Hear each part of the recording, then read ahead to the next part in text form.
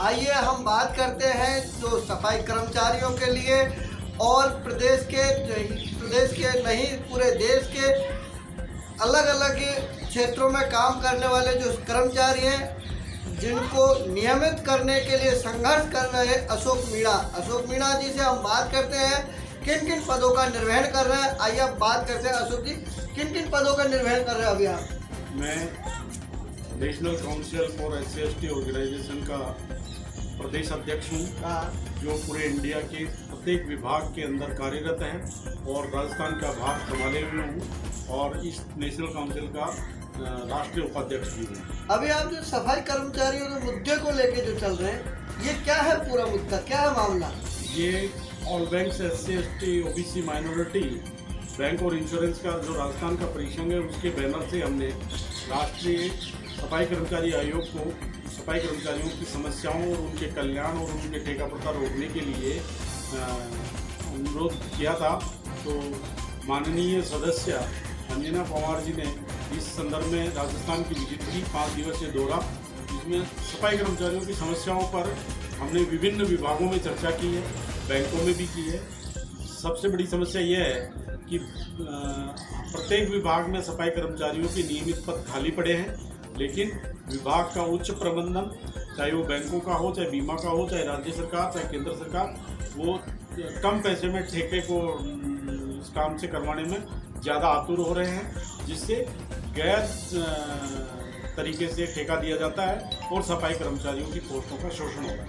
लेकिन सन 1970 का जो दशक था, उस समय से एक ठेका प्रथा शुभारंभ की गई थी। उस ठेका प्रथा में से जो ठेका देके और सफाई कर्मियों का या जो भी कर्मचारी है उनका जो चयन किया जाता था, उसमें उसके अलावा जो आप कहना चाह रहे हो स्थायी रूप से जो भर्ती हो, तो ऐसा कोई सर्कुलेशन निकला है गवर्नमेंट का? हाँ जी, 1970 में जो ठेका प्रथा थी वो किसी और उद्देश्य के लिए थी। वो क्या उद्देश्य है? अनियमित वर्क थे, जैसे किसी बिल्डिंग की रिपेयर करना, नया बिल्डिंग बनाने का काम करना या कोई लाइट का काम करना, उसकी रिपेयर करना, ऐसे काम ठेके पे दिए जाते थे। और पूर्व में तो इन कामों के लिए भी नियमित भर्तियाँ होती थी, इलेक्ट्रीशियन की भर्ती होती थी, ठेकेदार की होती थी, जमादार की भर्ती होती थी, लेकिन बाद में ये काम क्योंकि क्षणिक होते थे और रुक जाते थे, इसलिए ऐसे कर्मचारियों की बजाय उनको ठेके पे दिया जाता था।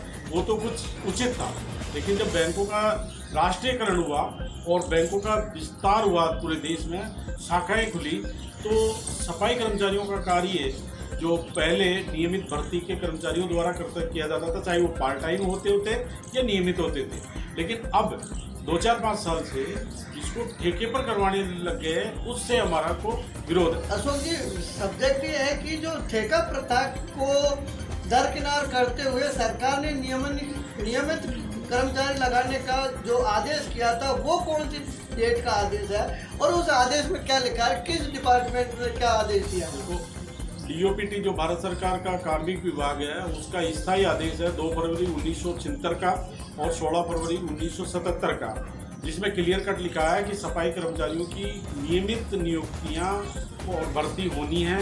उसमें 25% पद केवल उसी वर्ग के या कार्य करने वाले अनुभवी लोगों को ही दिए जाने हैं, जिसमें कोई रोस्टर नहीं होता है। लेकिन जब अब मूल रूप से भर्तियां ही बंद कर दी गई, तो ना तो उस कम्युनिटी को लाभ हो रहा है, ना दूसरे लोगों को लाभ हो रहा है जो इस काम को करना चाहते हैं। इस जो भर्तियों पर रोक लगा रहे हैं और 1976 और 77 का जो आप पत्र का उल्लेख कर रहे हैं, उस पत्र का जिन लोगों ने दमन किया है, उस आदेश को जो दरकिनार किया है, उन लोगों के खिलाफ भी इस तरह कोई कोर्ट में गया? हाँ, ऐसे जब किसी संस्था के अंदर कुछ लोग पार्ट टाइम काम कर रहे थे और उनके दिन 90 दिन से ज़्यादा हो गए या 180 दिन से ज़्यादा हो गए और उनको फिर भी नियमित नहीं किया गया, तो ऐसे लोग कोर्ट में जा सकते हैं। कोर्ट का सीधा रूल है कि प्रत्येक कैलेंडर मंथ में चाहे वो 1 दिन काम करे, जिस दिन उसको 90 दिन हो जाएंगे उस विभाग में काम करते हुए, वो जा करके अपने नौकरी की स्थायी रूप की डिमांड कर सकता है, या तो प्रबंधन कर दे, नहीं तो कोर्ट के माध्यम से उसको राहत मिलेगी, ऐसा प्रावधान है। आप लोगों ने अभी तक कितने जगह सर्वे किया जहां पर वैकेंसी खाली है? देखो, इस सफाई कर्मचारियों को अगर सर्वे के हिसाब से देखा जाए तो राजस्थान में बैंक और बीमा के अंदर 5000 पद सफाई कर्मचारियों के हैं। उनमें से 3000 पद अभी भी खाली पड़े हैं, जिन पर कोई किसी स्थायी कर्मचारी की या पार्ट टाइम की नियुक्ति नहीं है, बल्कि वो काम ठेके से करवाया जा रहा है। सभी बैंकों में और इंश्योरेंस कंपनियों की बात हम करते हैं तो ऐसा 3000 पद खाली पड़े हैं। और तो मैनेजमेंट की तरफ से जो इन नियमों की जो धज्जियां उड़ा रखी है, इसके लिए आप लोगों का क्या कदम है? अब जिन बैंकों का और जिन संस्थाओं का राजस्थान में मुख्यालय है, उनको तो हम सीधे जाके अप्रोच कर रहे हैं कि आप इस काम को यहाँ से करो। लेकिन जिन बैंकों का यहाँ केवल जोनल या सर्किल ऑफिस है, वो ये आड़ लेते हैं कि हमारा जो हेड ऑफिस है मुंबई में है, कलकत्ता में है, दिल्ली में है, बेंगलोर में है, चेन्नई में है, हम वहाँ से आदेश के लिए इन फाइलों को भिजवा रहे हैं और वहाँ से जब हमें अनुमति होगी, जब हम सीधी भर्तियाँ करेंगे। अभी आप लोगों ने इस मुद्दे को लेकर जो यानी केंद्रीय सफाई आयोग का जो सदस्य उनको बुलाया था, उन्होंने क्या आश्वासन दिया?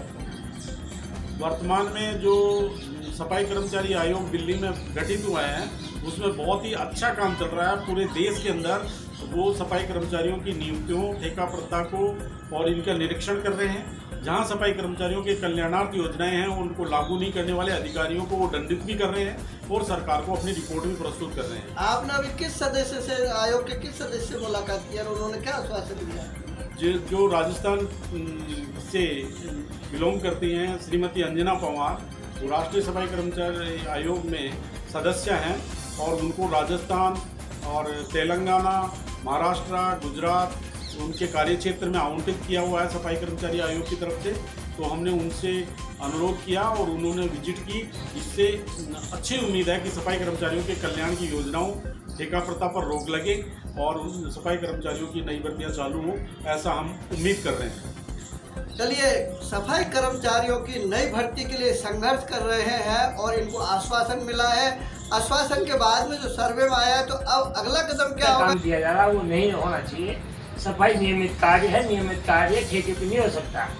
तो इसमें हमारे अध्यक्ष साहब अशोक मीणा जी ने भी ज्ञापन भी दिया और उनको आगाह भी किया कि जो इस राजस्थान के अंदर जो सभी डिपार्टमेंटों में bank, LIC, insurance, state government, सभी में ये ठेका प्रथा का काम होता है, उनको पूरा पैसा नहीं मिल रहा है और इससे हमारी संस्थाओं की गोपनीयता भी में भी सेंध लग रही है और वो कुछ भी क्राइम जो होते हैं उनमें हेल्प के भागीदार बन जाते हैं, क्योंकि उनको प्रॉपर बराबर पैसा मिलता है नहीं और इसी वजह से वो दूसरे कामों में इन्वॉल्व हो जाते हैं। तो संस्था का नुकसान की संभावना हर बार बनी रहती है।